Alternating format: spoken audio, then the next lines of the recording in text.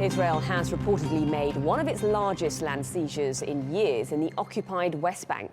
According to Israeli Army radio, 234 hectares were confiscated near the Dead Sea and the Palestinian city of Jericho. Israel's Peace Now movement said there were plans to expand nearby Jewish settlements and build tourism facilities in the area. Such an appropriation would be the largest since August 2014 and has drawn condemnation from the Palestinian side. I met with the French envoy and we discussed all these topics.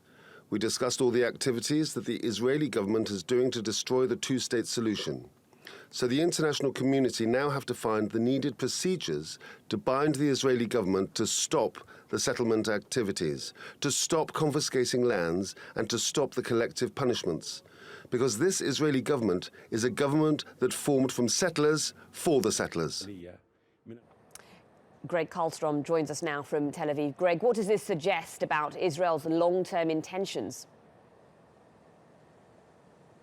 I think first and foremost it suggests that they think the status quo is here to stay for a while. As you said, this is the biggest appropriation of land in about 18 months since 2014. But these sorts of things happen every few months. There was one just less than 2 months ago in late January, also in the Jordan Valley in the same general area. It's not clear what Israel plans to do with this land. Again, as you said, it could be used for settlements, it could be used for tourism facilities.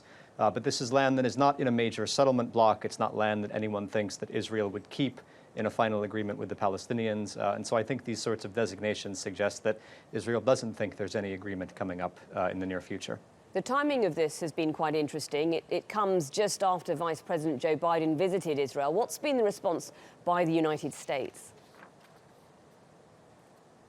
The U.S. was very critical. We heard from the State Department yesterday saying that this was something that endangered the two-state solution, that it was part of a string of settlement expansions and land appropriations that really make it difficult to reach a deal with the Palestinians. We also heard something similar today from the French, who have been pushing a major international conference on the Israeli-Palestinian conflict. That said, I think the Israeli government looks at the Obama administration, certainly right now in its final year, and thinks that the president really doesn't have much appetite for any kind of a peace push in the Middle East, doesn't really have any interest in getting involved with this conflict. He's tried and failed several times now. And so I think the calculation, certainly from Prime Minister Benjamin Netanyahu, is that there will be some criticism from the U.S., but it's not going to amount to anything more than words. Okay, Gregg Carlstrom in Tel Aviv, thank you.